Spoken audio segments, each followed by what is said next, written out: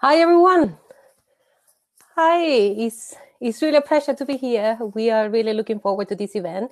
I hope that you enjoy it. So let's just get started. Okay, I'm gonna share my screen.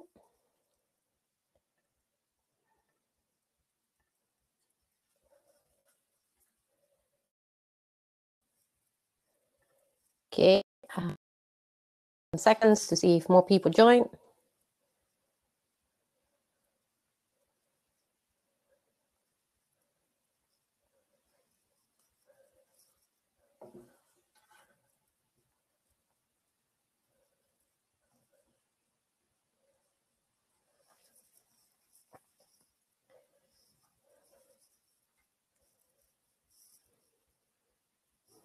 Okay, so again, welcome to our first Quantum Careers event. And yes, we are going to discuss careers in quantum technologies. Everybody's talking about quantum nowadays, and you're here because either you're looking for someone to work for you or you are looking for a job in quantum technologies. So we hope that we can fulfill these needs today. So a little bit about the agenda. First of all, the booths are going to be open the whole time. So you can already visit the booths now, and they are going to be open until 5:30. The networking session is also open the whole time, but we advise that we all use it the last hour because it's when everyone is going to be on the networking session. Okay, so we are going to start by a small intro by the organizers, myself as the founder of QURECA, and Mark from the IoPQQQ group. Then we are going to have two keynote speakers. We are going to have someone from Cambridge Quantum Computing and ORCA Computing. And then we're going to have 4 more talks from different companies. All these talks are going to be overview about the companies and about careers, what they are looking for when they are looking to hire, what are the skills, what are exactly the positions they are looking to fill. So it's your chance to ask them, is my background, are my skills what you're looking for? Do I need to do this or that? Is your chance today to get to know all those answers that you need if you want a career in quantum technologies in industry. So after we have all these talks, we will have a little break where you can enjoy the booths, and then I will have a career session. It's more about skills. So it will be an overview about quantum technologies around the world, what are the companies, what are the sectors, what they are looking for, and then a little bit more about you. So more about thinking, what are your skills, what are the kind of careers that you want, just thinking a little bit about your future. And I hope that it will be interesting and helpful.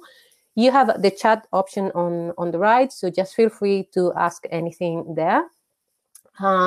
That's it pretty much. So it will be for you as an actual event, just to jump from one place to the other, to network and to socialize and to learn. So let's go. So I'm going to start talking about what we are doing at QURECA. We support the quantum revolution.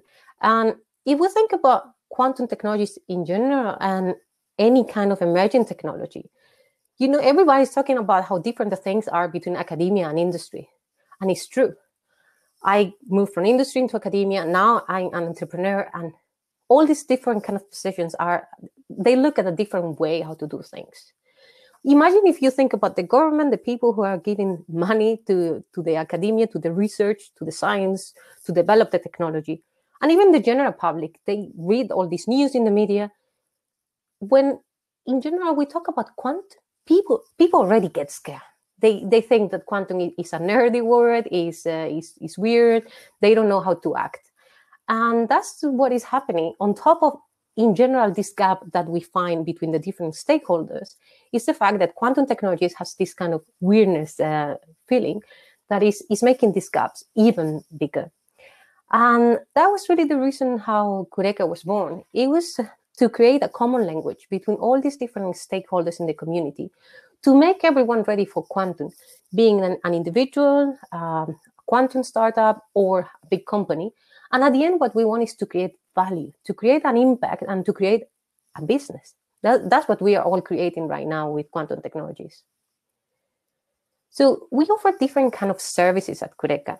We work with quantum companies on business development and business intelligence. So business development is a little bit more about how they can gain visibility, how they can grow the business, who could be their customers. So we support them in these professional services to get this push into the market. But we also work with the end users, with the people who are going to use these quantum technologies, and we help them to build a strategy because they need to know what quantum means for them, for the sector, for their business. But all this relies in skills. Everything really relies on the awareness about understanding quantum. Remember, quantum as a common language. So we really focus on training and resourcing. We want to provide all these resources that you need when you want to go into quantum technologies, either from academia or from business, and as well, if you're looking for the next step in quantum in your career. So how we're doing this is we have the first training and resourcing platform. We build the quantum workforce by providing training to individuals and then placing them into a quantum job. But we also work with companies who are resourcing or recruiting people who need to have their necessary skills to be part of these quantum jobs. That's how we build this training and resourcing platform. So at the end, we want to develop this workforce. We want to develop quantum leaders. And our unique selling proposition is really a network. So we have more than 400 people registered for this event, and there were more than 200 in just 2 days. So it's really true. QURECA has this big network globally in quantum technologies, and also the expertise is really understanding academia, understanding the technology, and understanding the business. For that, we have this unique model where we can work with individuals like yourself, either looking for a job or looking for specific training.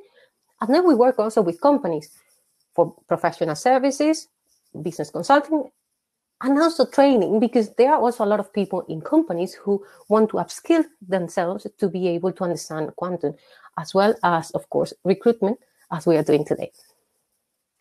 So just a little bit more of what we offer in QURECA. We have, on the education side, we have online courses. We are now creating these different courses, and you will be able to access them very, very soon. The first one is going to be launched next month. And we are also providing different kind of training packages depending on who you are, if you're an individual or a company. As well, we create a lot of webinars and workshops. On the recruitment side, we have recruitment as a service, but we also provide these tutorials, career events like the one today, because we don't want just to be a recruitment service. We want to upskill yourself. We want to provide the resources that you need to be able to find your ideal job in quantum technologies.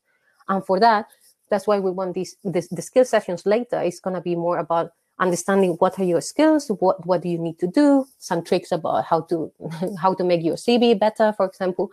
Then we also have a lot of kind of information. We have a repository of education and websites in quantum all over the world. We have links to all the different quantum events happening, and we also work on building community. So we work on different end sectors and technology, and also on regions. We are creating also training in different languages. We are going to create communities in French and Spanish, also in East European, Asia, and we are planning to have the first Latin America event next year. So that's all what we do. Yes, it's a lot. Just one thing, you just need to register in our QURECA platform. And once you register, you will decide what your profile is, depending on what you're looking for. And once you register, you will see that you have events and then you will have the calendar. And this is exactly what I'm showing here. We have the quantum calendar events to show you all the different quantum events happening every week, which are a lot. So if you know of another one that is not there, we can also add it. But important is that you don't miss any quantum event around the world, and that you can participate, that you can download this calendar. So it's really providing the resources you need to be up to date. That's me. I think that was all what I wanted to tell you about QURECA. Now, before we go to the next presentation, I want to give you a little bit more what we are going to do today. So now you are in the main stage, and you see here, you will listen to talks, and then you have the chat on the right where you can ask any question you have. Now, If you want to visit the company's booth, what you need to go to the expo. You see on the left-hand side, you will click in expo, and then you will see the different company booths. You will have on the chat of each booth the time where the people at the booth are going to be there. The people from the company are going to be there if you want to chat with them directly. Maximum 10 people can be chatting directly with video and audio on, but you can be there and just be a spectator to any of the booths. If you want to appear with your video and your audio, you just need to request to join to the booth. If you have any question to the specific company, you just need to write in the chat on the specific booth as well. And again, the booths are going to be open the whole time. The people are really here for you. We have these fantastic companies today, and they want to chat with you.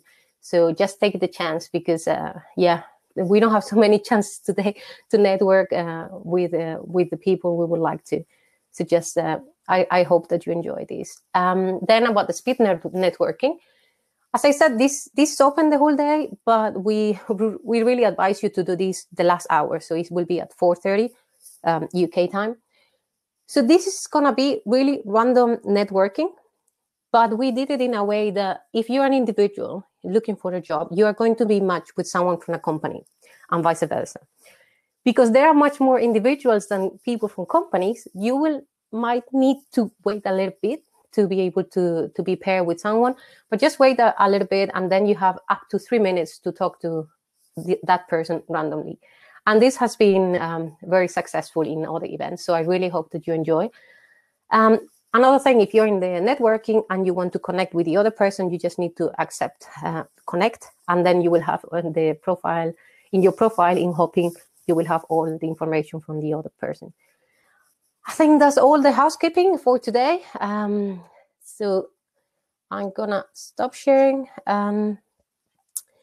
Now it's the turn to the co-organizer for this event, who is Mark from the IoPQQQ group. Hi, everyone. Hi, Mark. Hi. Okay. So Mark, the floor is yours. Okay, give me 1 second. Hopefully you can all see that. I realized that there's no Araceli now to tell me if it's going wrong. So Araceli, you can come in. Yeah, all good. Okay, great. Thanks everyone for joining. I think it's we've been very impressed by how many people are interested in quantum. That's great. There's a big appetite out there. I'm just going to tell you very quickly a few things about the IoP and our group. So we are called the Quantum Optics, Quantum Information and Quantum Control Group, which is obviously quite a mouthful. So we always shorten it to QQQ. So yeah, the IoP, so it's a professional body for physics in the UK and Ireland, and yeah, has a couple of goals. So to raise awareness, and understanding of physics, and then to sort of promote the development of the community. So this is kind of one of the activities that we're getting into, getting all this young talent through and into good positions. And so as part of the IoP, we have different special interest groups. So there's many different aspects of physics, obviously, and so our group is made up of people working in academia and industry, and they're interested in anything which has quantum on the front, more or less. There's some exceptions there, but yeah, so quantum metrology, quantum information theory, all these things are kind of exotic and cool, in my opinion. And so we have quite a diverse body of people who are members of our group, so actually quite a lot of undergraduates.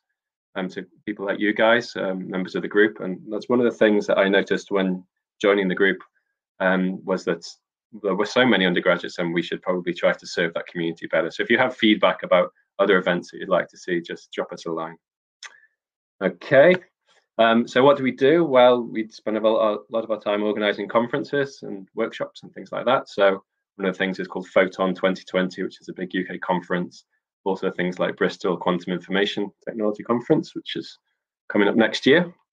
Then we're involved with prizes and awards, so recommending people, things like that, performing some outreach, and then also administering some research student conference funds. So if you're a member of the IoP, you can apply for money to go to conferences and train through that medium.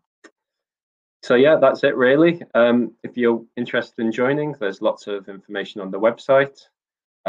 If you want to ask us some questions. There's lots of email addresses on the web page here that I've given at the bottom. We also try to be active on Twitter, so if we have some job opportunities, we try and retweet those and generally interact. So yeah, that's it. Any questions? Happy to answer.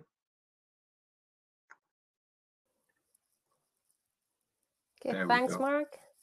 No problem. Yeah, I just wrote in the event chat that if you have any questions for us or for the speakers, please use the stage chat, because then we know that is a question. So are there any questions?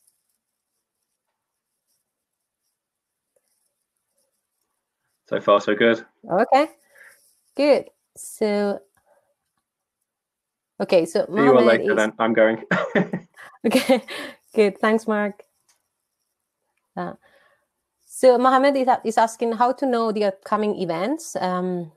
So you will for both for QURECA and the IoP, you have the links. So in the IoPQQQ group, you will have the links to the events, all the IoP events, and for the QURECA ones, we have it in the calendar, and also on our website, you will have events, and then you have all the events that we organized. Okay, so just going through a little bit of the questions. So Naibusha is asking, if you have job opportunities, do you advertise them on LinkedIn too? Okay, one thing about QURECA is it's not gonna be like you have a lot of job offers and you apply directly there. We offer a resource service, which means that you need to tell us what kind of job you're looking for, and we will find that for you. So you are not going to apply there directly. But if there is something interesting, we will also put it on LinkedIn. Yes, we have PhD opportunities. If you look at our sponsors, there is the International Graduate School for Quantum Technologies here in Scotland, and they are looking for PhDs. So you will have the contact there. If you cannot find it, just write me an email and I send that information to you. Okay, so I think we go now to the first keynote speaker, Bob from Cambridge Quantum Computing. Yes, so you're here. Perfect. So Bob, the floor is yours. Thank you. Okay, thank you. Starting to share my screen now. This should be up. Okay, so I'm Bob. I'm representing Cambridge Quantum Computing, and I was asked today to address my career path, my own career path, roles relevant to Seeqc from you people in the audience, and skills that could get you in the quantum computing industry. And the sort of story I'm going to tell now, let me get to the right screen. Sort of story I'm going to tell now, it's one in which these three are actually highly intertwined, because it may be more entertaining like that. So something about myself. I am fairly new to the quantum industry, not to say very new. But the interesting thing is I found now things here that I did many years ago at university. So some things I worked on, and then within an academic context, I now find specifically here in the quantum industry. I'll tell a bit more about that. So I'm actually still in academia too. I'm at Oxford University in the Department of Computer Science, where I still lead a big group. And one of the funny things about this work we did years ago, and we now find in industry, is that even in academia, people found that these things were actually too academic. And just to say, you never know how things are going to pan out. I'll say a bit more about that. So my story will also address the flow of ideas between academia and which still now today is very relevant to quantum computing, because it's still very changing a lot, and new ideas are constantly coming in and needed. So there's a big interaction between the two still going on. Okay, so I actually have two academic paths. So just to tell about myself, where I come from. So I had one in Foundations of Quantum Theory, and I had one in Computer Science Logic. And they actually both concerned particular questions, challenges. So in Foundations of Quantum Theory, it was very foundational. Like I was particularly fascinated by the idea that the whole is not the sum of the parts, which goes back to Schrödinger, in the sense that Schrödinger said that this is really what defines quantum mechanics, unlike any other version of quantum theory. The fact that if you got two things that you can't just describe is by describing individuals. And the idea we had is like, if you look at the quantum mechanical formalism, it doesn't immediately come out like that. You need to work a little bit until you get to that point. And maybe because it's the first thing, the second we open our mouths and we say quantum, make it, this is the first thing we should see. In computer science logic, one particular feature was there that when we, for example, consider an iPhone, we don't interact with it with zeros and ones. On the other hand, when we're talking quantum computing, we're still talking about strings and matrices of complex numbers, just arrays of numbers, which pretty much looks like arrays of bits, just we happen to use complex numbers instead of 0 and 1.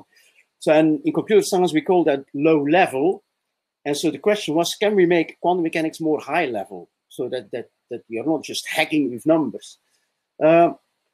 Interestingly, because it's a career event, the first thing, by thinking too much about that, got me out of a job, unemployed in the 90s, because nobody thought this was a good idea to think about that. The second one, well, 2000, people start to think, especially in the computer science world, if there ever is going to be quantum computing, yes, probably there should be something high level there, high level counterpart to quantum mechanics. And so that actually got me re-employed at Oxford at the time. The funny thing is that both questions, one got me unemployed, the other one which got me actually employed properly, gave the same answer. They were pushing exactly in the same direction. And the answer we came up with was a new formalism for quantum mechanics, which is entirely diagrammatical. We are teaching this now at Oxford because we really think this is the future. And the reason I actually went to industry through Cambridge Quantum Computing is exactly because also at Cambridge Quantum Computing, they tried to see a little bit forward and they embraced this sort of radical new type of science, and that this actually can make and is already making, I'm saying, quantum technology is going to shape to some extent. So a little bit more serious now. So for me, this was a career-defining event. This was a particular paper I wrote in 2004 with Samson Abramsky, and it looks a little bit more serious than the previous book with a little dodo on there. It looks all a bit more serious here. The words are also more serious, really heavy words like categorical semantics of quantum protocols. But what this paper did for me career-wise is it was sort of a defining moment. It's the thing which made me stand out against the rest, and that really sort of makes your career. And it's just a general advice for careers, I would say. Some people think it's all about doing a lot of the same. It's not true. You want to make yourself special in some way. That's at least what I've seen mostly around me. And these people who are who actually stand out in some way, they actually usually make it the best. So let me talk about somebody and somebody else's career. So when Samson and I were working on this stuff, there was a little kid around. His name was Ross Duncan. He had a background in computer science. He was the first PhD in logic in computer science, in logic in quantum computer science within our group and within the world, in fact. So this was his embracing of this high-level language thing. And he's now playing a lead role at Seeqc. So he's the head of software. In particular, he's also developing the ticket software, which you may have heard about, which is kind of a popular, nice compiler. Same time, he's also heading the chemistry simulation team. And he's now also sort of in charge of the collaboration between Seeqc and IBM, which recently was in the media, where they released the cloud-based random numbers generation. So this is one person who's doing who has to be on top of all of this stuff. And the reason I'm saying this is to tell you that things aren't really one-dimensional. So many jobs are not one-dimensional, and in particular, if you go in such a position, then this is not a one-trick pony job like the thing Ross was doing. He may have started with a PhD in computer science logic, but now he's talking about all the other, he has to understand all these other things to actually be a group leader. At the same time, these also show the type of positions which are needed at Seeqc. You've got software development, you got like chemistry simulation. I'm going to show some other stuff later. There is, for example, the cryptography, random number generation. So these are many jobs. It's not a one-trick pony job. And these are a number of the interactions, business interactions with Seeqcs. And even here you see there is a big variety in things. You see CERN, so foundational physics, particle physics, see Nippon Steel. With IBM, there's a number of collaboration I'll mention later with the hardware company. So there's many stuff here going on. There's many different operations here. tell this is towards a greener world, trying to use quantum computing to actually make the world a better place. And of course, all this business engagement, they require different kind of people around and skills. So we need people in product development, business development, project management, PR, outreach, sales. I think at Seeqc we are now well over 100 people. So obviously, it's not that there's a constant intake of new types of jobs along a big spectrum.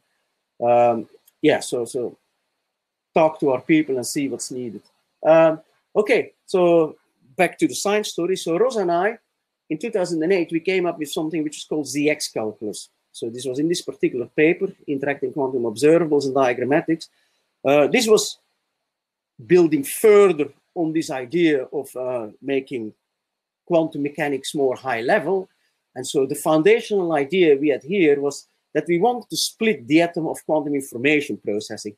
Like the little bits you find in the quantum circuit, like C0 gate, we want to sort of think of them as being made up of two pieces, like I illustrate here with the Lego pieces. You want to see not to be made up of two pieces, and then you just play with these pieces, and maybe they're easier to play with than what people typically play with.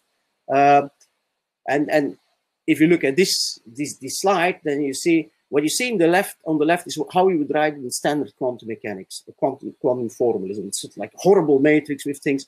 On the right, you see a very simple little diagram, and that's the representation in this language we came up with. Okay, we were very happy, of course. We thought we made this was a big deal.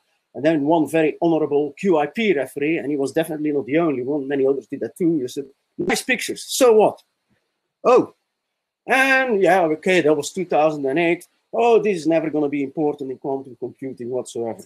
So now in the industry, you find the same idea in state-of-the-art quantum compiler optimization.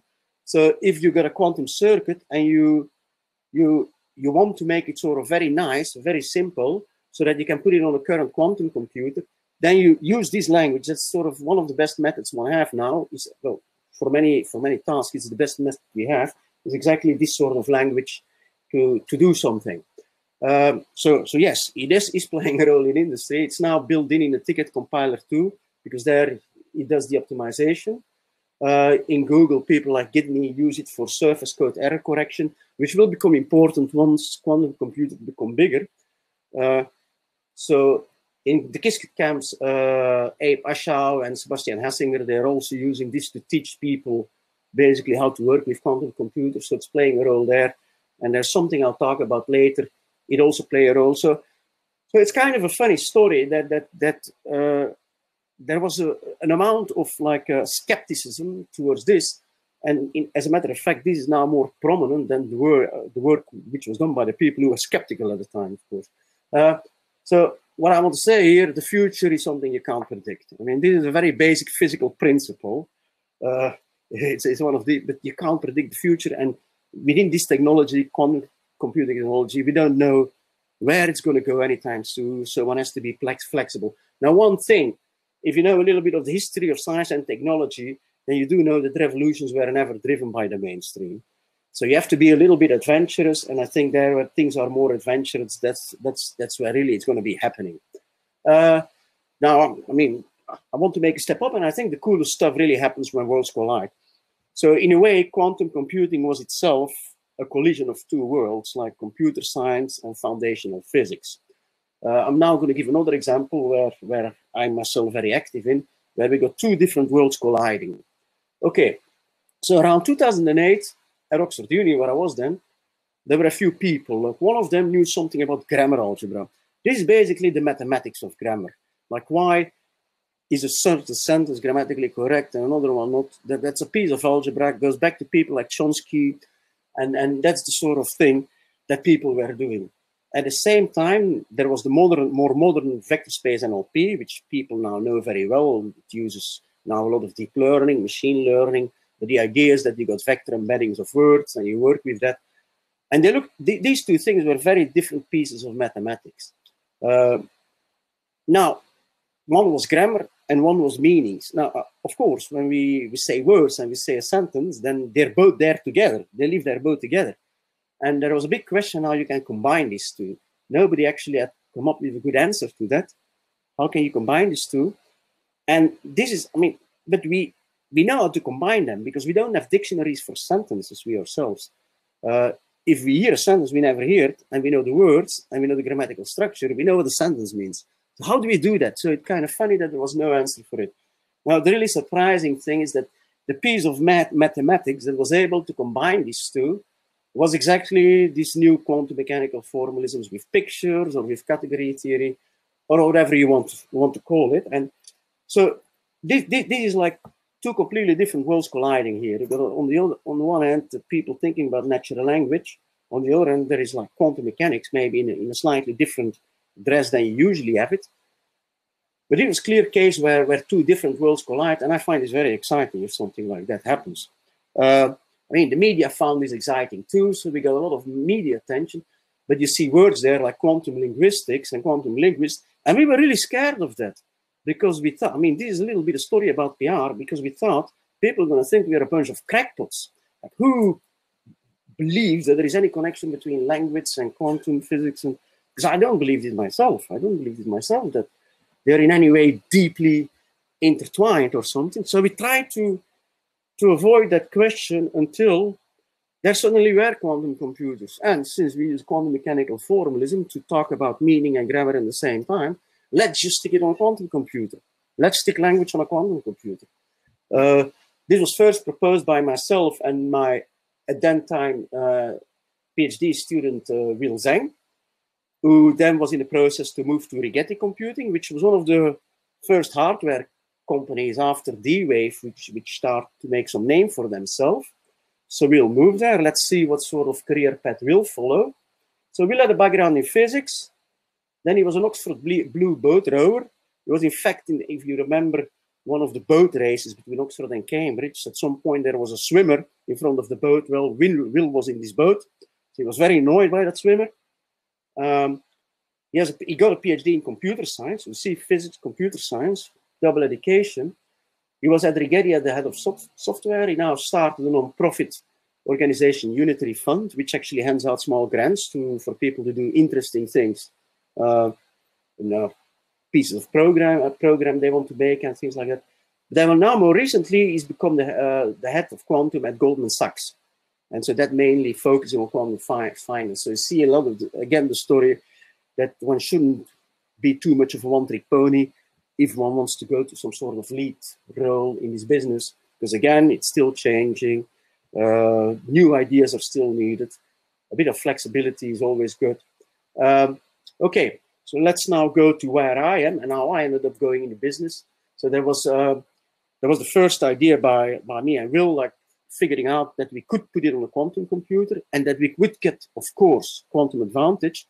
So that initial story was really, what was the start of quantum computing? That was like basically the observation by Richard Feynman that if you got a quantum system and you want to simulate this, then because the Schrödinger thing I mentioned in the beginning, that the whole is not the sum of the parts, turns out it's really, really complicated. It's exponentially expensive to simulate this on a classical machine. So you better invent something like a quantum computer to properly simulate it on. Now we came up with a nice model for language which combines grammar and meaning, but it happened to be a quantum model. So the story is the same. Now you better simulate it on a quantum computer if you're ever going to simulate it, because classically it's a bit difficult.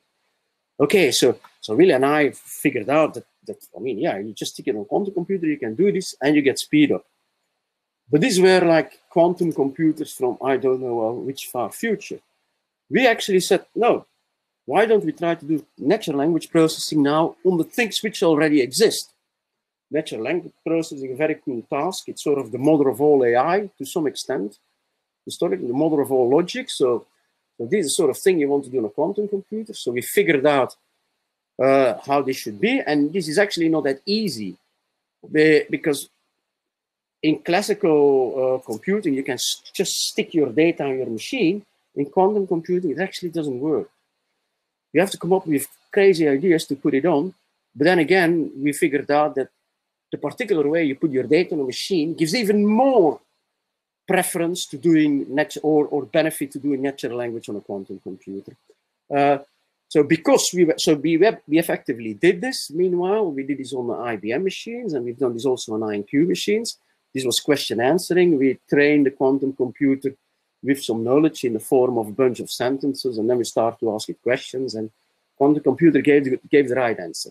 Those sort of things we're doing. We're now going to scale this just like quantum industry is scaling. So we just hired a whole bunch of people at Seeqc Oxford. So Seeqc has a number of teams. There is a team in London, there's a team in Cambridge, there's actually 2 teams in London, one doing more crypto security, one doing mostly quantum machine learning, somewhat client-oriented. There's some finance there, even classical and quantum finance. And in Cambridge, there are the chemists, all the teams, I said, Rosmus Herring. And so in Oxford, we've got a new team, which is mostly focused on quantum natural language processing and more general quantum AI in the broad sense, not in the modern, narrow machine learning sense. So we hired a bunch of people. What sort of profiles did we hire? So one of our leading people is Dimitri Karczyklis. He had a long career in NLP, including working for Siri at Apple. He was the first to test our language model when it came out, like empirically, doing empirical testing. And he's now leading our quantum language team. Konstantinos Mekanizidis, he had a background in condensed matter and tensor networks. He was prepared to learn quantum mechanics. Again, one has to be prepared to always learn. And is now leading our hardware implementations. And then some other people like Anne Pearson, she had a quantum foundation experiments background. Sarah Gemlin, pure mathematician. Richie Young, he did a lot of software development and quantum machine learning. Some basic key observations after this. Foundational research has and will play a role in quantum computing. It will. I mean, one finds academic feature in good quantum firms. I was told that I should say something about that because people are a bit afraid about what sort of world quantum sector is, but it kind of emerged to a great extent from academia. So people wear the same clothes in these companies than they wear in academia, if it's something which is important to you. We don't know where we're going yet. So for me, I think key is flexibility if you want to enter this industry. It's important for self-development. So you have to think of school never ending. And it's also important for what kinds of jobs you take. You have to go to the right firms where they appreciate the things that one needs to continue learning and that there needs to be a very strong science component. So in your interview, make sure that this is a place you're going to, because you need to retain this if you want to stay in this industry. That's my personal guess. And if it isn't fun, nor gets it you excited, then just don't do it. If you want to ask me more questions after today, you can, for example, go to Twitter. I've posted something about this particular presentation, so you can just comment on that particular tweet. You see my handle there. It's just at in my surname. Maybe I should. I'm pretty much running out of time, I think. Am I? Very much, Bob. Okay, then I stop. Okay. Thank you very much, Bob. Cool. I think your advice was, was key advice for everyone. Is enjoy what you are doing, and just keep your eyes open because you never know what is going to happen. Perfect. I'm going to address some of the questions here. Some people ask whether there could be internships opportunities for students next year at Seeqc. So there have been many internships at Seeqc, and I think some new interns have been hired. I think some are advertised. One is advertised in London. I know Ross Duncan in Cambridge is taking a number on, but just talk to the people in the booth. There are a number of people from Seeqc in the booth, but there regularly people with will be taken up on internships. Yeah, it happens a lot. Okay, perfect. There is another question from Siad in the chat, on the stage chat, but I let you, Bob, answer directly if it's okay for you. Sure. And then Richard from ORCA Computing is gonna come. So thanks again, Bob. And yeah, so you can join Bob in the booth anytime. Okay, thanks, Bob. Bye. Bye. Okay. Hi, Richard. Hi, Araceli. Hi, everyone. Perfect. Okay, Richard, your turn. Thanks. Just cool. So hopefully this is working. Full screen. Can everyone see that? Is that okay? Cool. Good. Right, thanks everyone. Really nice to be joining you. So my name's Richard Murray. I'm from ORCA Computing, so I'm CEO of ORCA Computing and co-founder. And I guess following up from Bob's excellent talk, I'll just give you a few thoughts, experiences from my own career journey. And I have a lot of similar points to make to Bob, but I think my journey that I've taken is different. So it's very much less technical, but never quite getting away from all the technical stuff. So I've called my talk a random walk through interesting stuff. And I guess just to start where Bob left off, my strong feeling is, and my strong advice for you is never do anything you're not interested in, because if you aren't interested in stuff, you probably won't be very good at it. So I think my career has mostly been me following stuff that I've been finding interesting. So I'll give you a little bit of a career lowdown of myself, and then also try and get you to the heart of some questions that I think are important to ask if you're choosing a path for your own career. And I think to give you a sort of headline, a sort of heads up about what that might be, I think that when you're choosing a career, you've got to look pretty deep within yourself. Not to be too deep about this, but I think you can't really pick a great career unless you really know and you've asked yourself some tough questions about what you want. And so hopefully, and that comes with knowing what's out there. So hopefully I'll give you some experience. So here you go. So here's my nice sort of bit of a fun way to start. So I have found, like I think a lot of other people have, that in your career you can spend a load of time in classes, you can then spend a load of time in homework, but actually what makes the biggest difference to your career is the stuff you do on the side, probably because you're interested. So this is the XCD comic that talks about Pearl. That might be you attended a conference, which it was in my case on something completely different, and you found that interesting. It might be just, hanging out with friends, finding that the personal interaction is something you find most interesting in your career.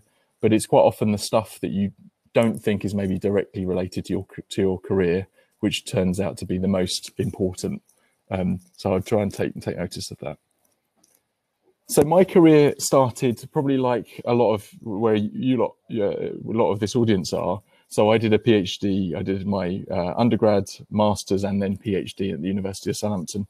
And what I worked on is probably similar to what most of you are familiar with. It was big vacuum chambers. It was optics and magneto-optical traps. Now I don't mind saying at this point, I didn't like it. I didn't like my PhD. I never got it. It never really truly motivated me. And so it wasn't sort of a big decision for me to decide to move on from academia. And that's another key point in my talk. Just because you don't maybe get academia or don't like it doesn't mean that you can't find a promising place elsewhere. And I say that particularly personally because I do think that, going through your PhD, you're expected to want the Nobel Prize to be a world-leading physicist. And that just didn't tick any boxes for me. And I imagine that a lot of you out there, it doesn't really tick boxes for you either. I think at the time when I was doing my PhD, I thought that was ticking my box, but it was only when I got out into doing other things. And by the way, the things I was missing were things like the personal interaction with other people. I don't really like working on my own. I don't really like working on very long-term things. I'm a very sort of much more immediate person. And so these are fine things for you to admit, and things that you should admit to yourself in order to find the thing that you truly want to do for the rest of your life. So there you go. So that was me. So I spent a bunch of time with vacuum chambers, and doing science for my PhD, passed my PhD, but then pretty much immediately after wanted to move on. So then landed a job at TTP. So TTP is a consultancy company based just outside Cambridge. And this is where I guess I really got back to what I really enjoyed. And so what TTP does is it's a product development company. You take a bunch of science, in my case, a lot of optics, and you apply those to industries. So it was a great experience for me to get out there. So the pictures there, there's a picture of the Oakley headquarters in California. So had the pleasure of going to visit Oakley there. So got flown out to talk to Oakley about novel nanopolarizing films, which was an awesome project. The picture on the right there is the world's largest factory. So that's the Boeing factory in Seattle. So again, got flown out there and got the chance to go and develop nano-coated structures and films for Boeing aircraft. I worked on a filling line for Coca-Cola. So, with optics in mind. So Coca-Cola had a huge problem in that their production line was producing loads of foam. So my job was to go out there and help them answer the question, well, can you use, weirdly, it didn't work out by the way, but weirdly, can you use lasers to help ablate the foam away? It was that big a problem to their manufacturing line that they were interested in getting my skills as a ex-quantum physicist at that time to try and look at whether you could just basically blast away a load of foam and therefore stop any problems occurring in the production line. And then the picture bottom right is a Gillette, I guess a nice example of something I developing actually reaching the market. So I did a project with Gillette on Skin Guard. So Skin Guard is a little piece of plastic that gets put on the back of razor blades in order to hold your skin in tension as you cut hair on your face. And the project I did for Gillette with others, it wasn't just me, but with others, was to help develop the processing line, which involved UV curing of materials on the back of each razor blade. And let me just pick up on that, because you might be wondering, what's all this got to do with physics? How on earth does someone who's got a PhD in quantum physics go on to do stuff like this? So this is the Gillette Skin Guard. That in the top picture is the picture of the plastic material that's deposited. And then some of the bits that I was involved in. So firstly, you can imagine there's a whole optical setup involved in how you cure UV materials incredibly quickly and on a production line. So lots of optics, lots of looking at UV LEDs. Weirdly, then also lots of analytical skills that I had from my previous days. So I did a lot of skin modeling, so computational finite element analysis modeling of skin, because what Gillette wanted to do was to try and model the behavior of the skin and all of its ripples under these surfaces. And guess what? Quantum physics and physics is a very broad, skilled thing that gives you the expertise to try and do that. And then also, don't ever forget that you don't have analytical skills. And so in the end, what Gillette ended up doing is lots of shave trials with lots and lots of user data, and taking and also some skin drag data. So there's a little bit of physics in there. So, and as a physicist, of course, you're very capable of taking huge data sets and analyzing them. So even though those data sets are not scientific and maybe a world apart from what you're used to doing in your PhD, guess what? You're still good at doing that analysis, and that's still a set of skills which, and don't think that everyone has these skills. That's a set of skills that pretty much no one else has apart from you and your type of people who followed your career. Okay, so I left TTP because that lasted for about 4 years. I was there, had a great time, lots of different projects, and then I went and joined government. So it might be interesting for you, a completely different type of job. So in government, I worked for Innovate UK. I ran the Quantum Technologies program, and to give you a flavour of what the job looked like, rather than TTP, where I was in the lab developing some cool technologies, pulling together components, or maybe on flights going out and visiting customers. Innovate UK was much more about being a cog within the wheel of government. So yes, I was involved in some really nice, fancy events, lots of nice sandwich lunches in suits and ties. I wrote lots of reports. So I sat down on my own and wrote lots of things that got out there and defined policy. But I think it is great, and I really enjoyed it, and it's very strategic. But I think there are some things to say about a career in government. So I think one thing to say is you are only a cog in a wheel in an organisation that big like government. So despite how talented you might be, you're heavily embedded within a team of other people, and by the way, a huge government system. And you, tried hard as you might, you always have to work within the constraints of that system. So you're a cog in a wheel, but you're a cog in a wheel of a very important system. And also, there are limits to how much you can do. You can't go off and do whatever you like every day. You're very embedded within a team that's reliant upon you. So everything you do has to be sort of coordinated with other people.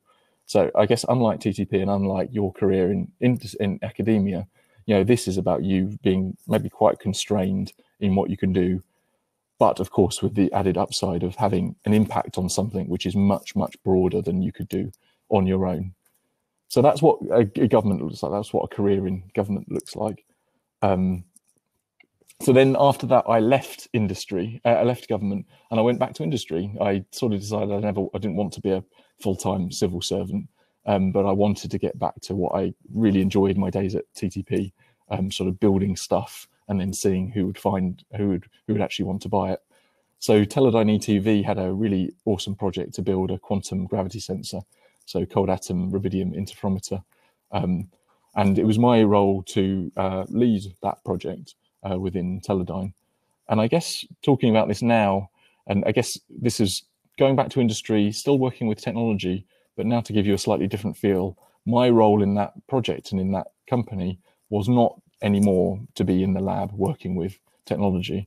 It was to be working with a technical team, but very much trying to structure the program I was working with. And in this case, some of the things I did were that gravity sensor, how well it works is only 10% of the problem. The other 90% of the problem relates to how people will use it, whether there's a commercial interest for it, what the price might be, what the price could be, which suppliers you should work with. So again, I entered this world which was much more interdependent upon lots of other people. And, I guess essentially I became much more of a manager, and what that looked like was much more about all those things I mentioned, plus, negotiating, understanding the risks, problem solving, communication and leadership. So I guess just to pause at that point and just, reflect on everything I've just said. So I think, and I say this really bluntly to you, because I think it's something that I don't think is that obvious within academia, and maybe even is a something you're not supposed to admit to people. I have found in my career that it's fine to admit that you like working with people. I've found in my career that it's fine to admit that, to be honest, you don't really care that much about the technology on its own. My own career has been built up on a belief that I love seeing how technology overlaps with people. And I love talking to people about what a technology could do for them. I love talking about team members who are working with the technology to find out, what's missing, what would help you as a person in being better involved in that project. And this is all fine and maybe also important. And I guess to take my own personal story and to relate it to you, I think it's also fine to admit to yourself at your point in your career that that's the type of thing you want, in which case that's great. And it's an important point to realize, and that you should totally reflect that in the jobs that you go after.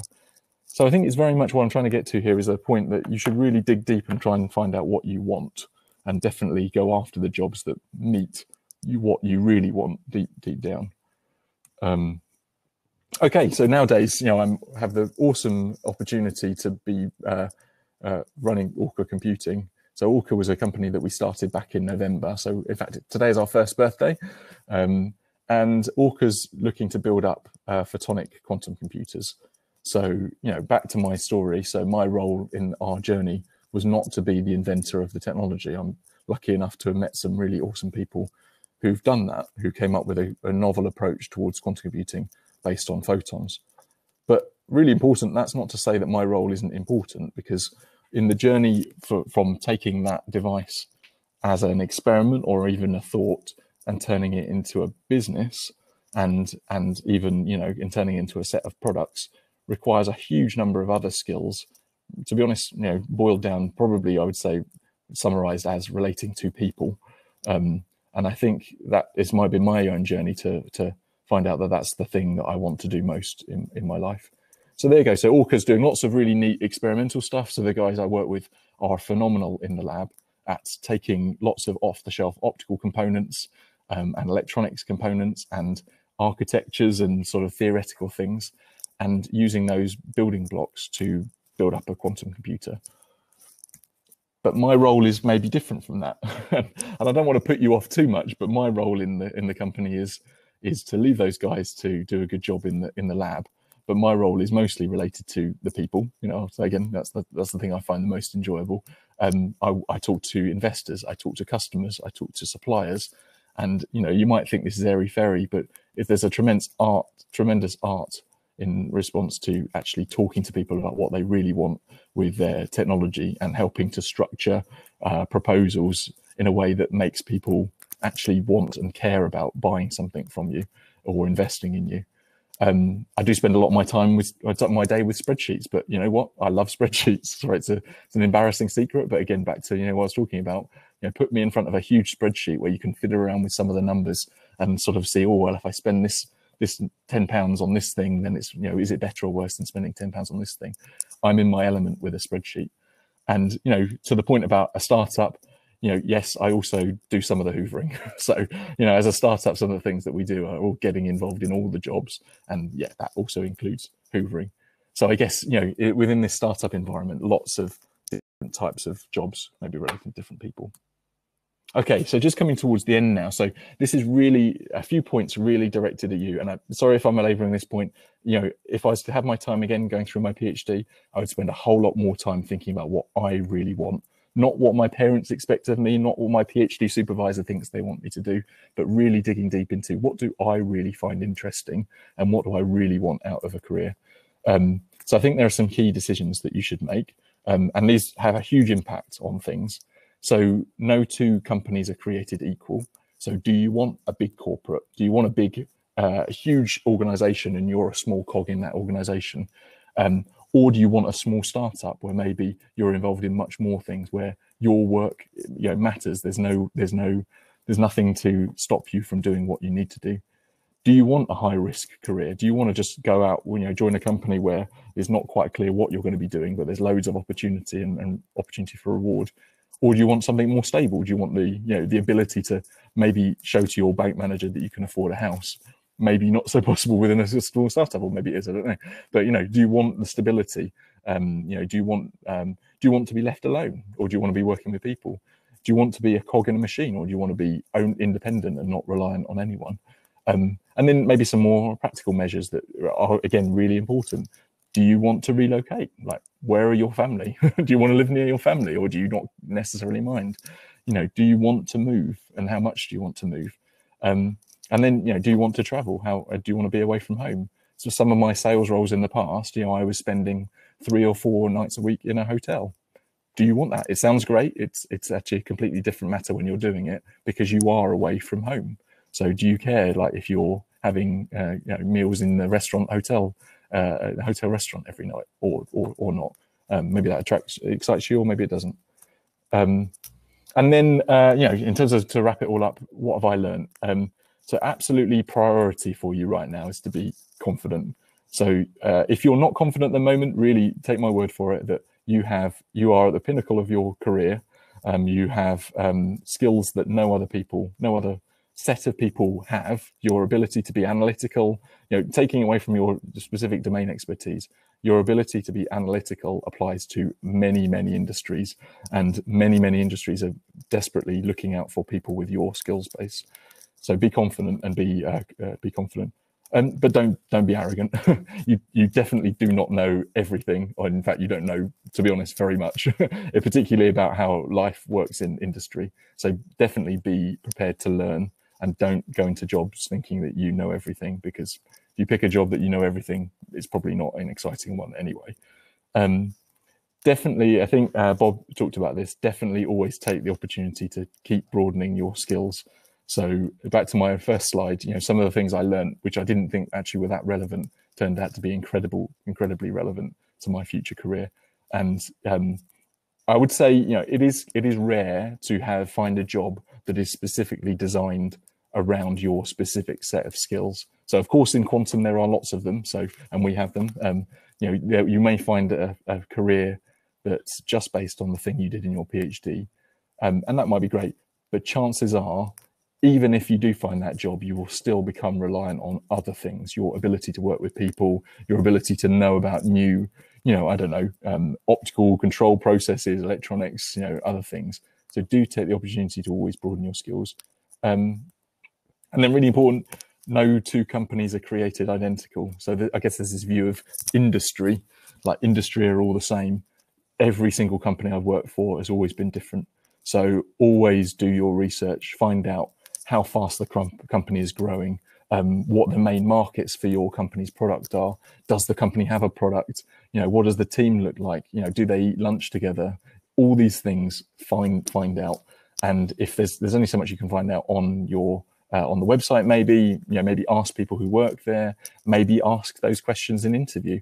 These things matter. This is an environment which you'll be spending the rest of your life in. So if you want lunch together with a bunch of people and they'd have lunch on their own, and if that's a big deal for you, you need to find out about that. Stupid example, but these things matter. Don't think that people in industry are the stupid ones. Please, please, please. I think there's a perception that everyone who goes to industry are ones who can't cut it in academia. That is complete nonsense. And some of the smartest people I've ever met have been working in industry. I guess there are a different set of constraints, but don't think that industry people are stupid. Be proactive, so reach out to people you want jobs from rather than wait for them to publish a job post or reach out to you. And never stop learning. So always, always, always keep on reading, keep on watching TED Talks, whatever it takes. Always explore new things and always never stop learning. So I'm almost out of time. Sorry, just over. Of course, why would I be saying all of this? Hopefully, I've given you some things that help you understand yourself and your career better. That's something, by the way, that's really keen for us to help you do within ORCA. And if any of that sounds interesting, then please, talk to us, join us. We've got a load of job openings coming up. If your skill sets don't match that list, then don't worry about it. Just contact us. If you're not available now, if you're available in 2 or 3 years, don't worry about it. Come and talk to us. We're always really happy to reach out.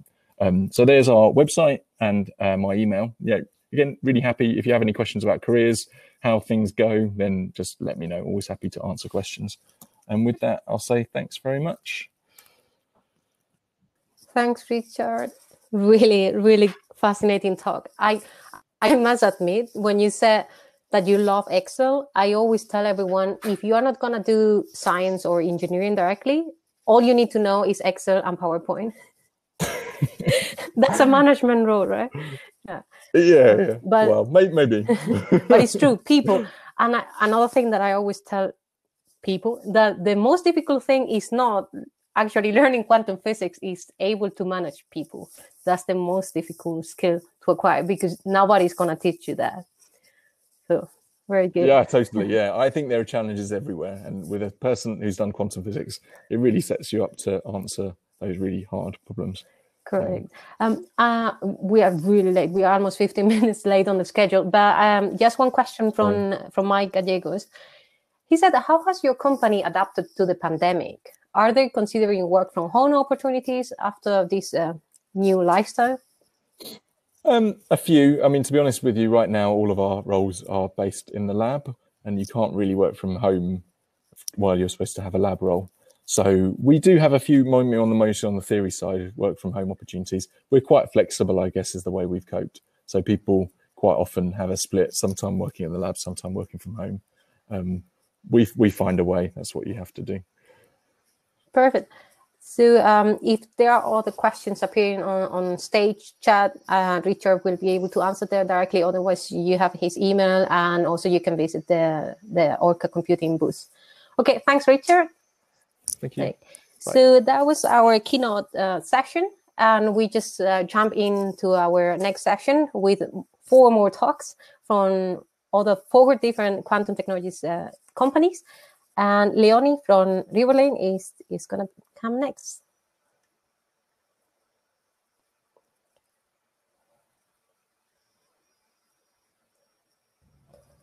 Hi, Araceli. You can see me now, and I'm sorry that I Zoom bombed Richard's the beginning of Richard's talk. That's okay. Okay, perfect. So, to share my you screen. Can start sharing. Perfect. Let's try that. There we go. Can you see all of that? Yep. Thanks. Great. Wonderful. Well then, without further ado, it is my pleasure to represent Riverlane here today at this wonderful event. And Richard has given a wonderful talk to follow on, although it will be difficult to top that, I have to say. And I'll first like to talk a bit about who we are at Riverlane. We are a quantum software company based in Cambridge in the UK. I'm actually in the office today, which is wonderful. A team meeting's going on just over there in our kitchen area. It's a really great office. Our mission is to build a quantum operating system that accelerates quantum classical hybrid algorithms. Something is happening with your screen. We don't see the slides now. It was okay at the beginning. Oh, okay. Let me see. I'll try again. I can see, okay, well, maybe if I go full screen, it doesn't work. Strange. Yeah, like this is fine. Can you see them now? No. Okay, well then it must be the full screen mode. In which case, I'm sorry, I won't go full screen. Okay, thanks, Erin. Yes, sorry, you'll see the bits of PowerPoint that we just discussed previously around that. So the values we've defined for ourselves are that we're optimistic, collaborative, supportive, tenacious, and curious. And I can absolutely vouch for those being our actual lived values. We are also obviously a startup company, which means we have to be optimistic by nature. We have to be quite resilient to a lot of change, and we support each other through all of these changes that come. Yeah, we are currently 24 team members. The picture you see here is actually quite old. It was taken about a year ago when I just started at Riverlane. We've grown to 24 team members now, and we'll grow even more next year. 1/3 of our workforce is from overseas, including me. I'm German originally, but have lived in the UK for about 8 years now, quite a long time. Well, we're not quite up to 50% women on our workforce, but up to 38%. And it's very important that we, for us at Riverlane, that we support diversity and inclusion, not in terms of only in terms of gender diversity, but also obviously in other areas like racial diversity, etc. My role here is I'm Chief Product Officer.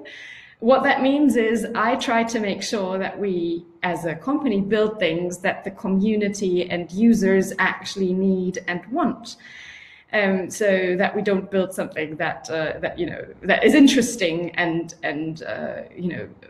scientifically challenging, but that is maybe too far out in terms of applicability, or not that interesting from a commercial point of view. I have a background in chemistry and a PhD in quantum chemistry, and I actually joined Riverlane because of that background in quantum chemistry, because one thing we focus on here are chemistry applications. It turned out that now we're building an operating system, so I had to change track a tiny bit and learn new things, which was very, very exciting. Before I joined Riverlane, I was an editor at Nature and later at PLOS. What I really like doing is managing people and managing teams. It's something I really, really enjoy, and kind of keeping the big picture. I'm a generalist by nature, so despite kind of my scientific training, I've always been a very kind of a generalist and like to keep the overview and like to keep learning about new things, maybe not in the same depth as you would if you are an actual engineer or scientist, but sort of to keep the overview. And this, just to say, there are many of these sorts of jobs in industry, not only in quantum industry, but also in other deep tech areas like machine learning. It's a career path that I very, very much enjoy, and I just wanted to say that here, that in case you do enjoy learning about research and science, but maybe your strength is not necessarily, if you don't see yourself doing the science in the long run, this is a career path that you can take. Also, I want to mention that I'm a mum of a 22-month-old, which has been challenging and very, very rewarding. We do try to make all of this possible at Riverlane, to have a good work-life balance and to enable our employees to spend time with their families. This has worked out incredibly well for me, despite a pandemic and being locked in with my 22-month-old and my husband, and us trying to juggle 2 jobs at the same time. Everyone was very, very supportive. And if I have some time left between job and baby, I also play the violin.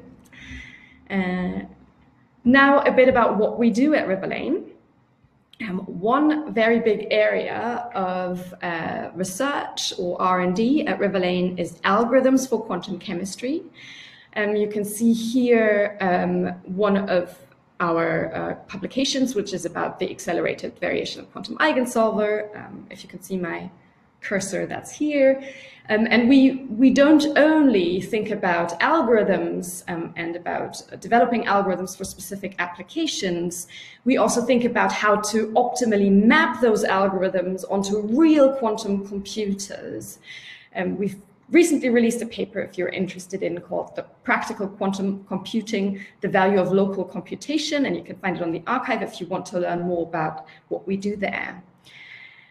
The next thing, or the next big chunk of work that we do at Riverlane, is we actually also do a lot of computational chemistry to kind of bridge the gap between those algorithms and applying these algorithms to chemical problems, figuring out what we could do on a near-term quantum computer, what the resources are that we would need to do anything more useful than just, calculating H2 over and over again.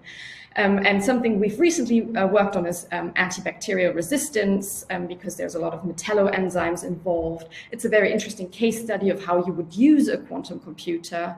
And here you can see one of those examples. But the biggest project that we have currently at Riverlane is that we're building an operating system called DeltaFlow. That really came out of this work that we were doing on algorithms and how to map them on actual real quantum hardware. DeltaFlow consists of a language called DeltaFlow language or Delta language, which allows you to write a graph which then gets mapped to hardware via a runtime, a so-called runtime.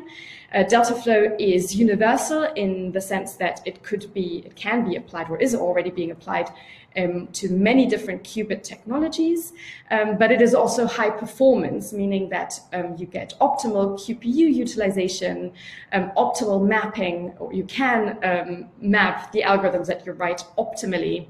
And the local control, or this fast logic that you have in quantum computers, plays a very big role in making that happen. Coming on to my last section, careers at Riverlane.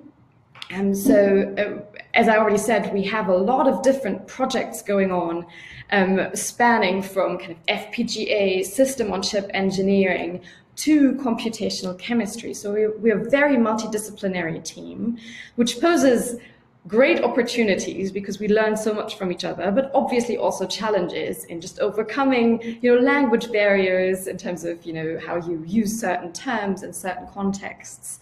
And it's incredibly exciting to work here for that reason. I've learned so much about FPGAs and ASICs and what they can do in the last half year. It's absolutely amazing. And we have some of the best people in the industry working with us. It's an absolute pleasure, an absolute treat to be working with them. So yeah, we're very multidisciplinary. And in 2021, we will be looking for general kind of software engineers with an interest in quantum computing, but you don't have to have a background in quantum computing as such. We look for physicists, chemists, mathematicians, and also computer scientists, and for FPGA and embedded system designers for DeltaFlow. We also employ project managers, product managers, and business development managers, so people more like me who have maybe a scientific background and understand the industry somewhat, but stay more on this generalist level. So if any of this appeals to you, please look out for job descriptions that are published on our website, or reach out to me or to jobs@riverlane.com directly. I also want to talk about our internship scheme very briefly. We've had an undergrad internship scheme running over the summer, and we also have a PhD internship scheme. These two internship schemes are full-time and based in Cambridge. We are a software company, so at the moment we can work from home, and we do work from home.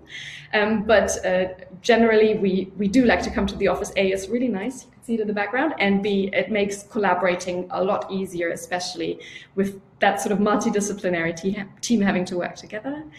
If you're an intern with us, you work with a dedicated supervisor on a dedicated project that is quite self-contained and rewarding in the sense that it might lead to a publication or to an application that was written in DeltaFlow or something along those lines.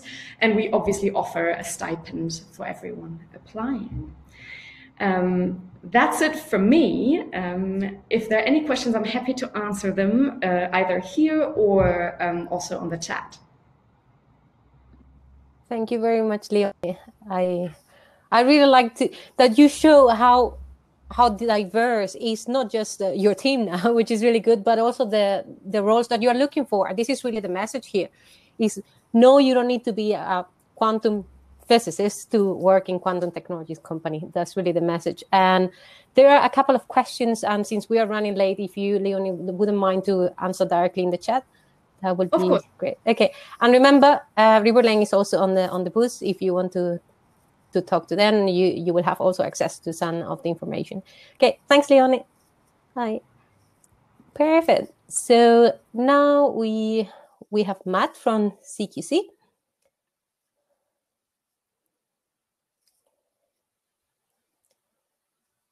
Matt is joining.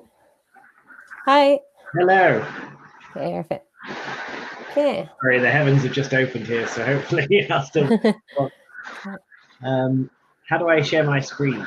So you will see in front of you that you have the 4 different buttons. Okay. I got it. You learn really quickly. Thanks, Matt. Okay. Okay, great. It really is starting to rain here. Hello, everyone. Hope you can all hear me okay. I'm Matt Hutchings, and I'm the Chief Product Officer and co-founder at a company called Seeqc. And we are creating digital quantum computers. And I'll get into a little bit more detail about what it is. But to start off, the most important thing is kind of who we are and what kind of culture might you be joining. So we ourselves are we spun out of a company called Hypris, who themselves spun out of a company called IBM in the early 80s, and Hypris was known and is still known as a world leader in superconducting electronics. So we have a deep background in developing kind of very hard, very technology orientated challenges. And with that, we also developed the world's first kind of rapid single flux quantum logic, which is a whole new type of superconducting classical computing technology. One of our co-founders actually developed this technology. And with this, we recognized that we could start applying this kind of technology in the quantum computing domain. So went out and raised some seed and Series A funding. We just closed a just under $24.5 million Series A. And with that, we're building towards some of the products I'll talk about later on. But more importantly, at the moment, we have 18 employees, and we do have majority at the moment are PhDs, but we're looking to expand into non-PhD requiring positions, which I'll talk about. And we are also building out a team that's more on the kind of business side. So we'll be soon mixing very technical orientated people with very business orientated people. So it's an exciting culture to join. And also we actually have a global footprint for a small company of 18 as we stand today. We do have 3 locations. So we are headquartered in the States, but I myself are based in London, just outside of London. And we're establishing a UK lab in early 2021. And that will be supporting some of the projects. And one of those projects is with Riverlane, in fact. And we also have an Italian subsidiary based in Naples. So we have this quite a diverse community of people straight off the bat, working across 3 locations. And we have an interesting work dynamic being in 3 different locations. So what are we doing? Well, we like to preface this with we're building quantum computers, but we like to look at where classical computers started off, and to kind of understand why what we're doing is important. So if you look at classical computers in the olden days, they were these room-filling systems with lots of wires and lots of overhead, lots of this control, and it was all a very complicated system. And then if you look at today's kind of quantum computers, you see a kind of similar story to those early classical computers, that they're very complicated systems with lots of wires, and they're kind of room-filling systems. And the way the classical computer got into the laptops we all use today and really became a commercial level product was the invention of something called the integrated circuit, which allowed a lot of this complexity to be pushed into the chip level. And that's pretty much what we're doing at Seeqc. So we are building the integrated circuit of the quantum era. And this takes a lot of the control you see in this image and puts it on the chip at the qubit level. So we kind of integrate this whole system, and in doing so, we're creating something that's just orders of magnitude more advanced than the kind of proof of concept systems that you're seeing from IBM and Google and Rigetti and the like. And for me, most importantly, it's significantly cheaper by integrating all of this hardware, and in doing so, we can actually create a product. So that's kind of what we're doing, and with that, this is where we get into the interesting stuff. So with that kind of technology underpinning, we're able to get some interest from some really interesting customers. So Merck, who's based in Darmstadt, is one of the major pharmaceutical companies on the planet. Really fantastic company to work with, 350 years old, and just doing some really incredible stuff in the pharmaceutical and material space. And they came to us, well, we went to them first, but in the end, they ended up investing in us, and in doing so, created a very close partnership. And one of the first systems we're building is specifically a quantum computer that's targeting one of the applications within the Merck portfolio. So it's a really exciting project to be working directly on. And if you join our company, especially in the UK, the goal is to deliver upon this system and work very closely with Merck to understand this. But we're not doing it alone. So you've already heard from Riverlane, who's a fantastic company to work with and work for. And we are partnered very closely with them, and that's part of the reasons why we're in the UK. And they're joining us on this Merck project, in fact. But we'd like to think of ourselves as we're building the kind of hardware platform level, and then great companies like Riverlane, 1QBit, and Parity QC are building kind of the software level and the operating systems, and together we can create a full stack kind of product. So when we talk about partnerships, we talk about very deep, close partnerships where we like to interact on a as a weekly or as a daily basis with these companies to really interface and work. So if you join our company, that's kind of what you'll be doing. You'll be working on some really interesting quantum hardware systems, but interfacing also with people in the software and in the customer frame. And just a little note on our kind of leadership. So I won't introduce myself, but just to say that our leadership on the commercial and technological side is been a massive value for me personally. So I'm joining a leadership team that has decades of experience between them, and have been CTOs and CEOs of companies, and have led, John Levy has led companies to significant exits, and made everyone very, very happy. And he's one of the reasons why we've been able to raise such a significant amount of money to deliver on our goals. And Oleg, he was the CTO of Hypris before joining us, and is just an immense person to work with. And like I said, the co-inventor of the technology we are dealing with. So really brilliant person. So this is where we get to the interesting stuff. We have a number of open positions. We've just closed the Series A round. So like I said, we're in a hiring process at the moment.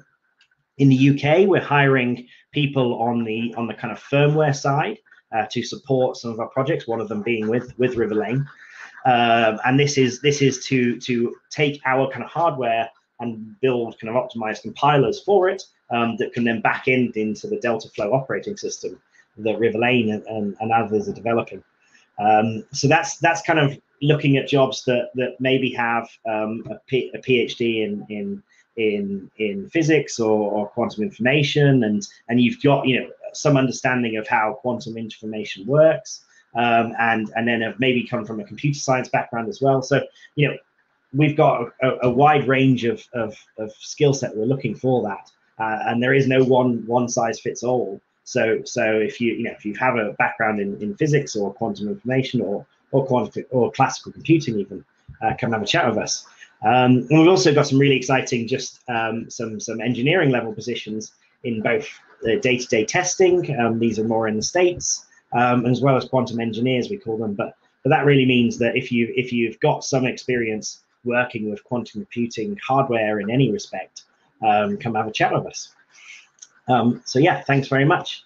And my colleague Katie Porsche, who joined our company earlier in the year, will be in the booth ready to answer any questions you have on what it's like to work at Seeqc. So she's one of our first employees in the company. So someone would be great to talk to. Thanks. Thanks, Matt. Okay, are there any questions for Matt? Okay, I think there are some questions, Matt. Maybe you can answer directly in the chat since we are running late. And we continue. Okay, thanks, Matt. Thank you. Cheers. Take care. Bye. Bye. Okay, so next will be Rhys Lewis from the National Physical Laboratory. Let's see if Rhys joins the stage.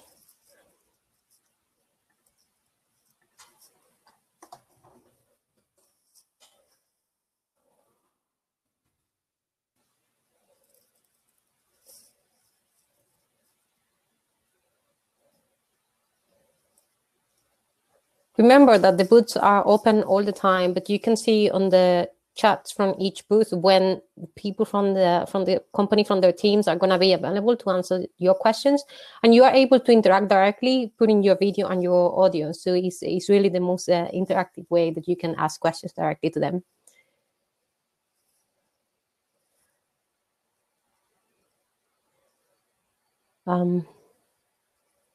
Please, can you join us? Otherwise, maybe Marko from Quantum Dice, if you're there, you can join in.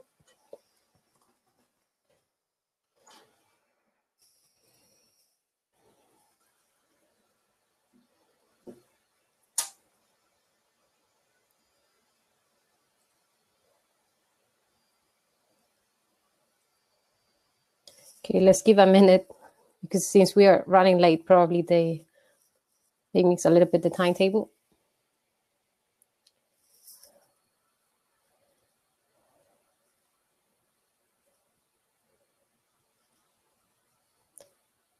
Rhys or Marko, if you're available, you can join the backstage.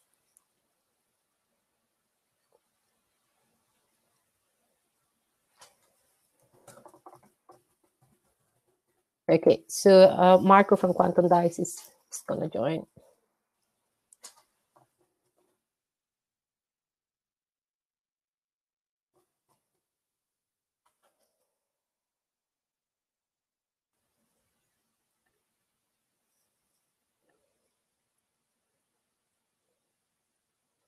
Marko, you need to ask for access.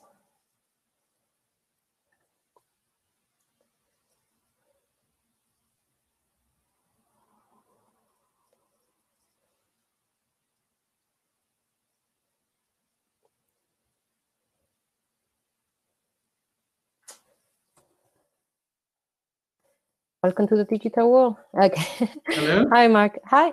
Good. Does this work? Yeah, now it works. Awesome. Okay. So yeah, you can go first if you don't mind. Sure. Yeah, that's great.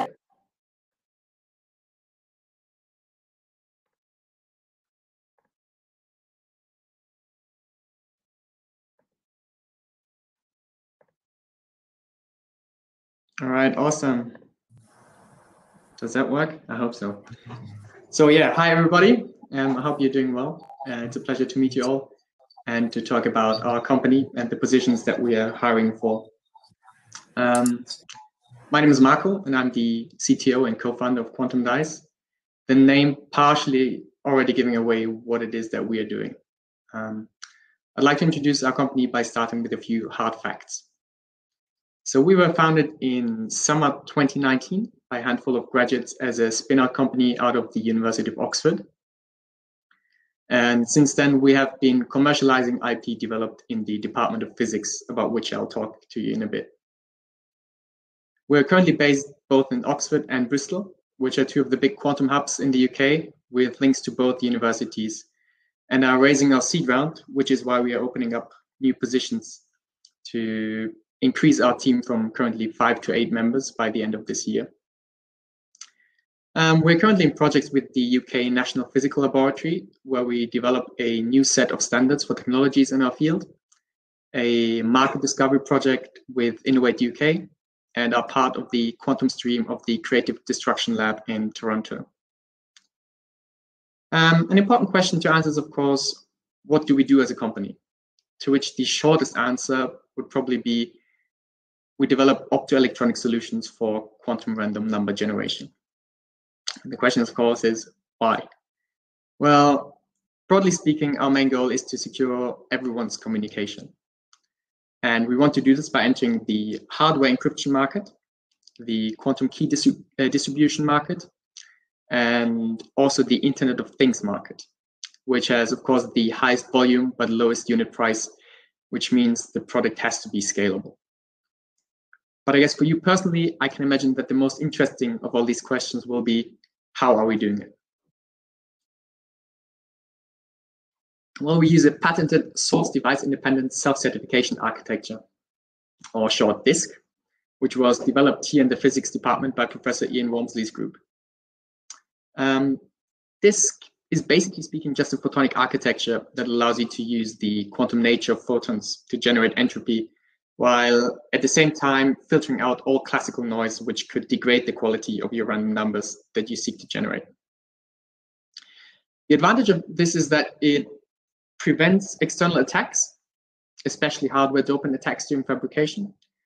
It prevents something called silent failure, which means that the device will run out of entropy but keeps generating very non-random numbers.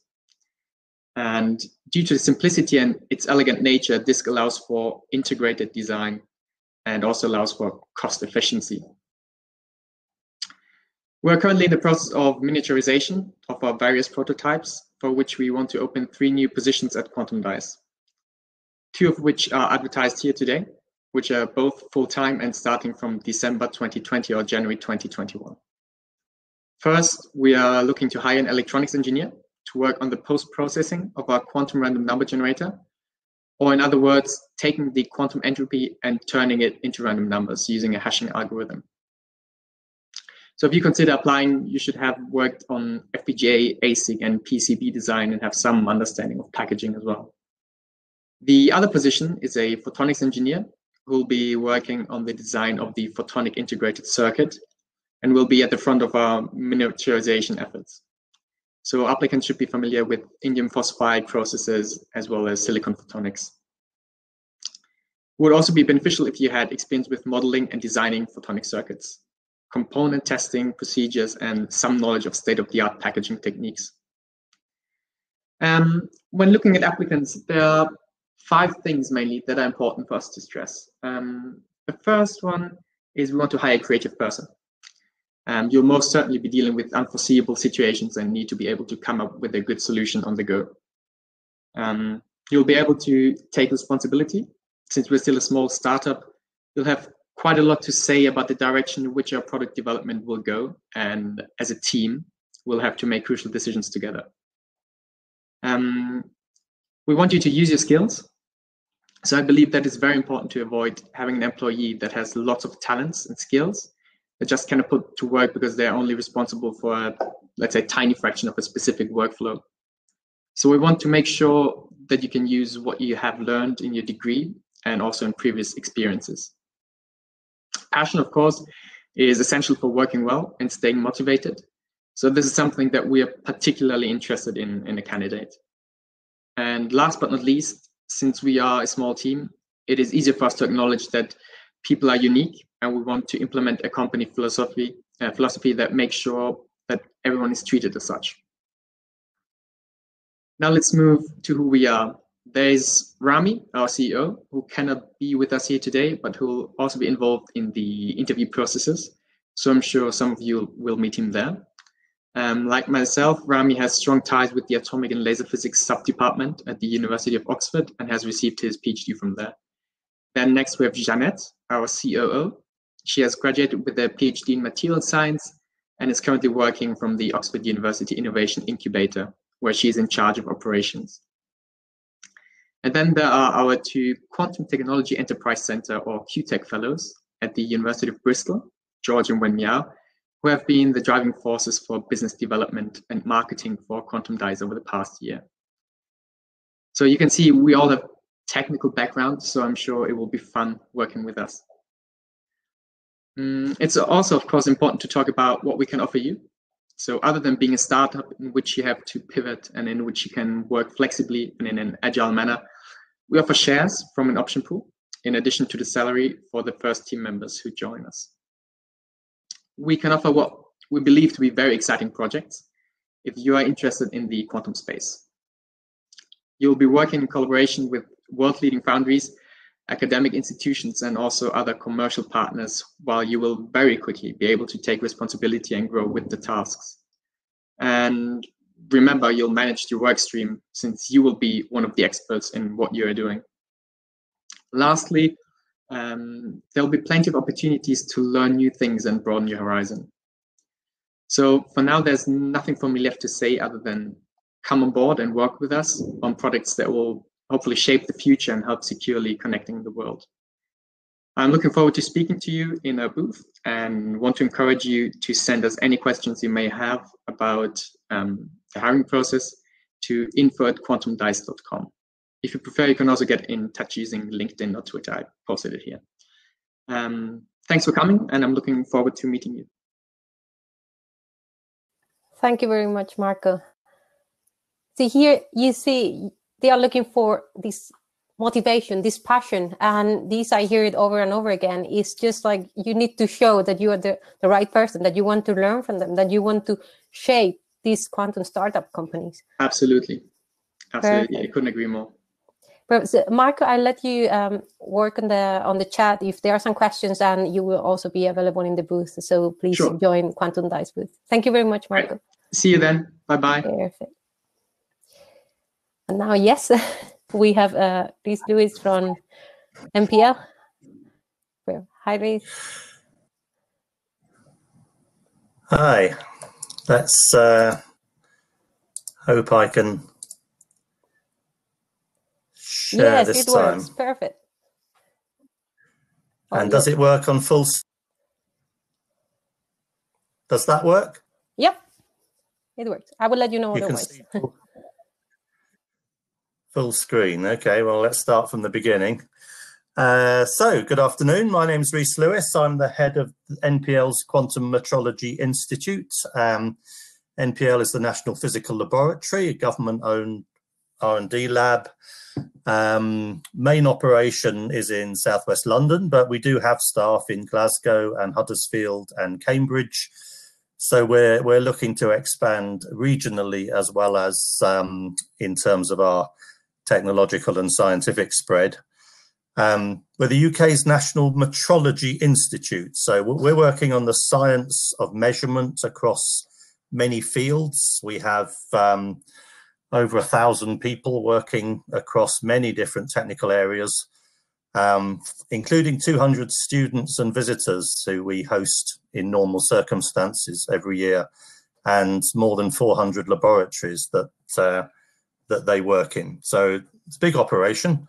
And in this short talk, I'll tell you something about what we do in quantum and what we're looking for in new recruits. So to look at the quantum program at NPL, it has many aspects of it. We're particularly building up the infrastructure on test and evaluation of new quantum technologies. So being able to demonstrate, characterize, and support innovation and the process towards commercialization. We're working very closely with the quantum technology hubs, the university-based organizations, delivering some of the objectives of that program and making sure that this government science capability is used alongside the university activities. We're part of many product development projects. You've heard about some of them earlier. We've just launched a new scheme called Measurement for Quantum, M4Q, which gives industry, particularly startups, but any industry, access to NPL facilities and expertise as part of that scheme. So that's an exciting new development. We just launched that on Friday. We have academic collaborations, and we're keen on supporting skills and training at all levels. So I'll speak a bit about that as well. And as the National Measurement Institute of the UK, we work with similar organisations across the world, looking at precise measurement science and standards for quantum technology. So the four little images at the bottom there are kind of examples of what we do. There's quantum sensors, there's characterizing superconducting materials for quantum computers, there's an NPL designed ion trap for quantum computing, there's a standard for quantum communications, and there's a device for trapping ions as part of an atomic clock, a quantum clock. So can I move on? Yes. So in the background there, you saw the an artist's impression of what our new laboratories are going to look like, and this is an actual photograph. So they are very close to being finished and open, and that's a specifically quantum metrology lab or multiple laboratories. So that will increase the space and resource for quantum metrology. One of the reasons we're recruiting. So at our Quantum Metrology Institute, 80 scientists working on quantum technologies across the full range of the areas you might find in the national program. So that's clocks, sensors, communications, computing, imaging in single photon sense. And that staff includes a whole range of people. So we've got a fellow of the Royal Society, we've got apprentices, and we've got all levels of experience and technology in between. And as I say, we are recruiting strongly at the moment. So please do look us up if the areas I talk about are of interest. We host students. We've hosted 76 PhD students since 2015 from across the UK's universities. As I say, we're opening, we have 50 laboratories, we're opening 20 new more next year. So our work is divided principally into these 6 different areas. So it's lasers, it's atomic physics,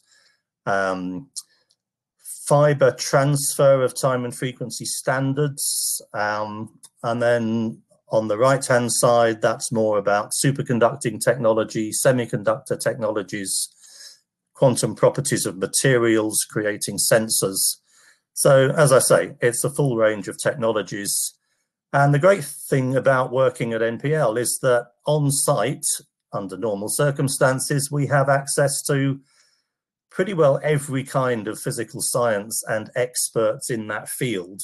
So just as an example, these are the kind of areas that we have available to us. So although the bulk of the quantum programs delivered by the time and frequency team and the quantum technologies team, some of those other areas are actually delivering part of the program, and experts in those areas are always on hand to support whatever we're trying to do.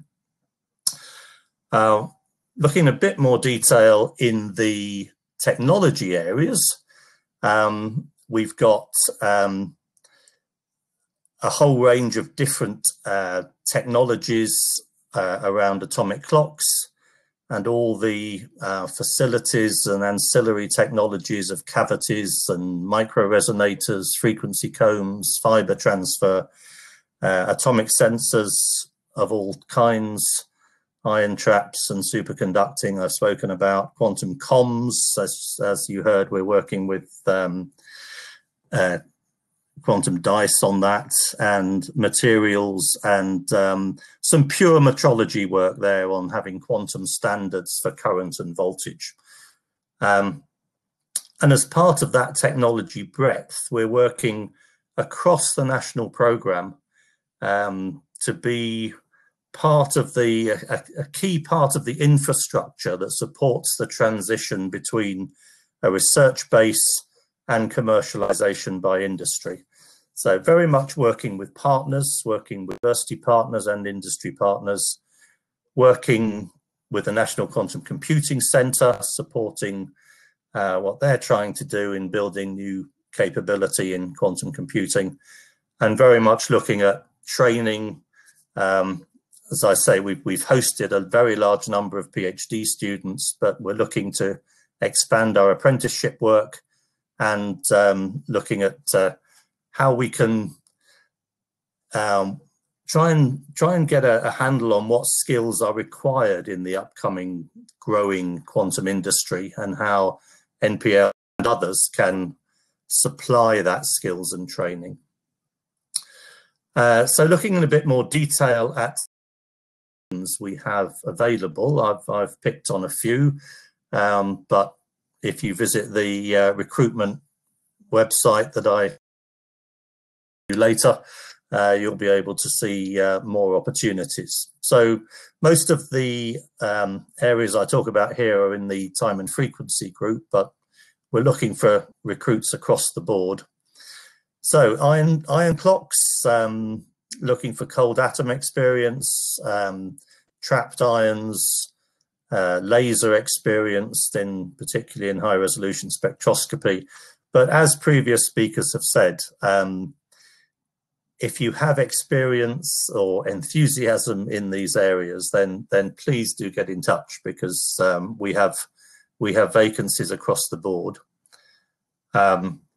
This is a much more software-based role, so this is about network engineering, but part of a program to establish a widely distributed, precise timescale across the UK that people can use as an R&D tool or a reference level for synchronization of networks that could be power networks, communication networks, transport networks, and so on. So very interesting new area of work, and looking for particularly software skills in that. This is about distributing time and frequency more widely and perhaps internationally. How do we have a global synchronization at a higher and independent level, independent of satellite systems? So again, fiber transfer, FPGA programming, RF techniques, a whole range of technology areas that would be of interest to us. And the last one I'm highlighting specifically is looking at laser development. So we don't actually develop laser devices, semiconductor laser devices ourselves. We work with partners in fabrication facilities, but we're a key part of characterizing them, feeding back on their performance, helping the development process. So we're looking to expand that part of our wider test and evaluation for quantum technologies. A scheme I've mentioned that we are very proud of is our apprenticeship scheme. So we are, that's got a lot of oops. So we've run this for a few years. This is across NPL, but we have had apprentices come through the quantum area, and we're looking to expand that further. So these are people joining us as a rule after A level who feel that university is perhaps not for them, but could be younger than that, could be older than that, but looking to have an apprenticeship, trained apprenticeship, rather than so we're hosting those. We're looking to recruit, if we can, to start in April. So if that interests you, please do get in touch from that careers@npl.co.uk or other links that are on my last. I spoke about the skills investigation, a skills survey. So this is something that we'll be looking for industrial input. Many of the speakers so far have talked about their need in different areas. So we hope that many industry partners will contribute to a survey which can kind of characterize the needs in the future for quantum technology skills. And then that, I hope, can drive the creation of particular training or secondments or some way of just uplifting the skills across the whole UK. And I'm sure Aracelli's organisation will be a key part of that. So we're looking, as always, to work with all partners interested in the subject across all of these areas. So absolutely finally then a few links for you to look at, for you to research afterwards. Recruitment Campaigns NPL has got all our vacancies on, and then there are some specific links for apprenticeships, and you can see what we've done in the past and how we're trying to build that for the future. So thank you very much. I look forward to hearing from anyone interested. Thank you very much, Rhys. I think apprenticeships is a very, very important thing here, because a lot of people were asking about that. A lot of people are asking whether they need a PhD. And again, the answer is not always. It really depends. And apprenticeships is really a good route that is not very much taken by so many companies in general around the world. So that's a very good initiative. We have some questions before I jump into the skills session. Angeline is asking whether you hire foreigners. We do hire foreigners, yes. We hire from around the world. The whole UK programme is very keen to bring in talented people from around the world. So yes, absolutely. And then Peter is asking, what other labs do you collaborate with now and in the future? Well, we collaborate with university partners across the UK and more widely. So there's an international community of national measurement institutes we collaborate with, universities across the UK, but also internationally. Some other government laboratories have links to NPL across all of those technology areas. Some areas we work closely with the Met Office, for example. We have a big program looking at the safety and performance of automated vehicles, so driverless vehicles, and looking at whether quantum sensors could be part of that. And to my mind, interestingly, looking at the definition of rain, and that's where we work with the Met Office. There are 100 types of rain, apparently, and quantum sensors may help to look through at least some of those types of rain.